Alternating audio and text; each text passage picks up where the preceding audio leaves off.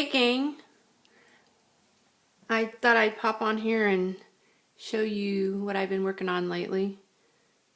I saw a YouTuber craft lady working on an altered book, and I thought I'd give it a try what she was doing. Her YouTube channel is Then and There, and I'll also try to leave a link in the description box for it.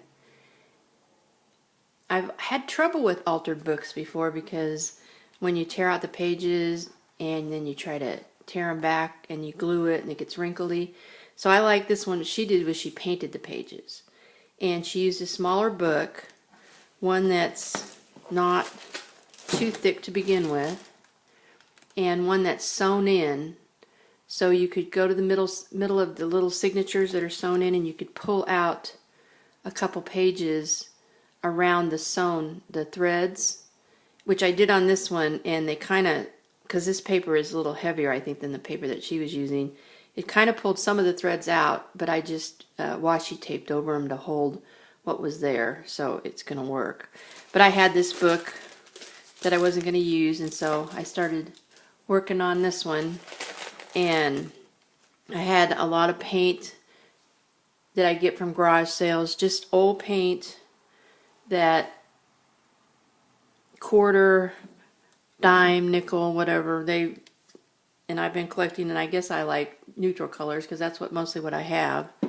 And some of it's even like some of it was kind of dried out and I had to put some water in it. It's still kind of gunky, but it's working for this really well.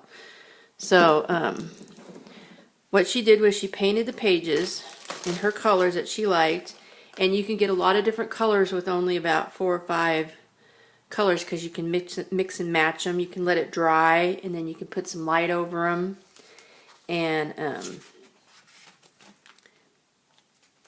so you can get a lot of different colors just doing stuff like that. And then I was starting to run out of the color, so I started using some ink too. I'll show you some pages where I just put on some ink, put some gesso on, and then some ink.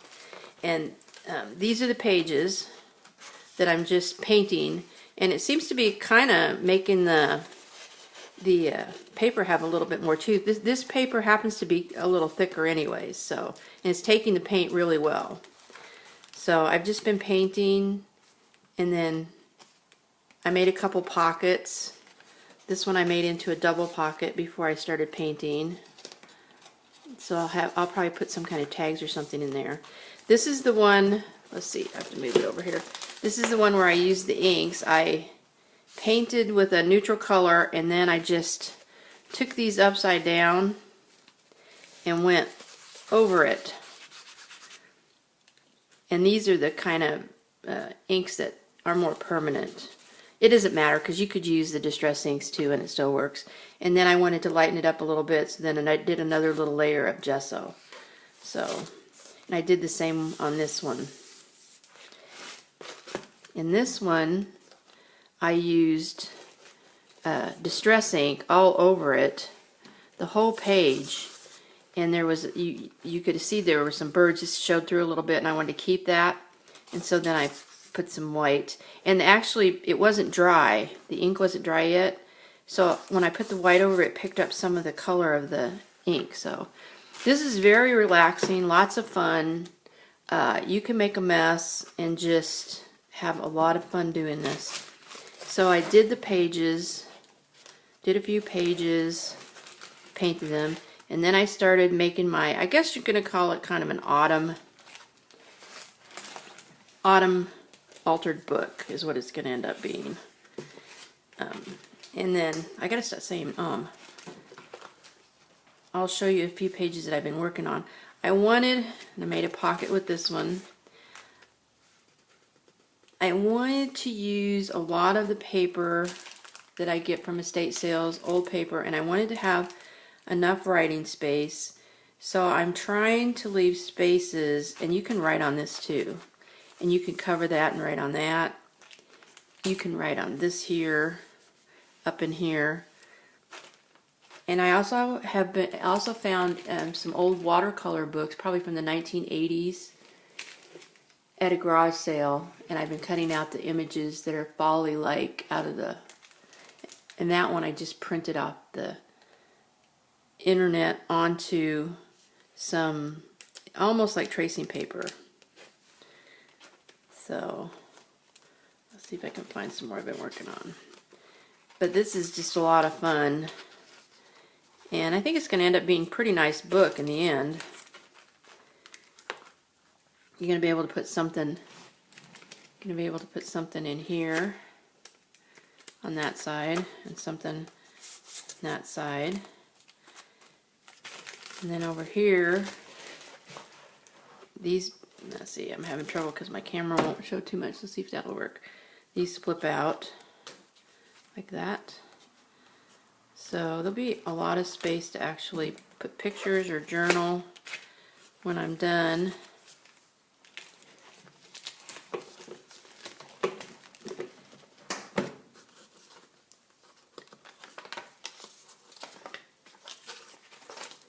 And I got some leaves from the dollar store to stick on there. And I used a tag inking process that Artie Mays uses, and she's also making a kind of an autumn altered, it's not actually an altered book, it's pages, and then she's going to put them together to make a book. But it's a lot of the techniques you could use in here very easily. No sewing, because I apparently am rotten at sewing. My sewing machine's all bang, it won't sew right, so, and I can't figure it out. So I think we can live without sewing. And then all these papers, like this is some, I don't know, I think it's like painter paper, sketching paper from an estate sale. Old receipt from an estate sale. So this will be a pocket. I'll have to decide what I'm going to put in there. Got a big space. So get out your paint and start painting some book pages. You take out a few. You go watch Then and There's video, and she'll show you how to prep the book just by taking out a few pages. This one I just have clipped. It's a little extra booklet. And this is clipped too, and it flips open. So making lots of little places, hopefully, to write in, and using kinds of stuff. I might try to do a video of doing one of these pages after we get painted. I thought if I have a few minutes here that I would slap on some paint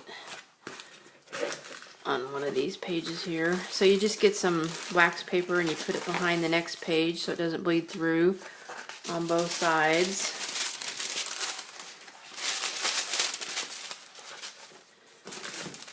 Let's put this down. And then you just put it directly on the page, and you can mix them on the page if you want. So say you have this one here and you want it lighter,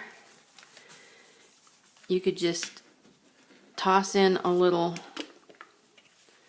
white, if you can get the cap open. I got another white over here. I'll try this one. There's a smaller white. Let me shake it first. And you can just do it right on the page. So you can mix it in. And then you just start painting till you get covered up what you want covered up. Now, a lot of times you'll be covering up a lot of the middle, but things will peek through. You never know where they're going to peek through at. And you can put some more colors on there right now if you want it darker or lighter, and it'll mix, or you can let it dry and then put some on top. And as I said, once it dries, you can also just rub your inks on it in many different ways to get some color on the page that you want. So while we got this here, let's use a little bit of this coffee bean. And this will mix because it's still wet. We'll just put a little bit in here and see what happens in a couple places. If it comes out. So go to the garage sales and find some of this cheap paint that nobody's using anymore. Because it works. See, we're going to add a little bit of something on here. Get the edges, because those always show through. The edges do. And you mix it in. Anyways, that's what I've been doing. This is a lot of fun. I'm going to do another one after this. I got to find the right book, but I'm having a blast doing this, and it's relaxing. And I never was much of a painter, but this is fun doing this paint. And I like the way when it dries what it comes out like. So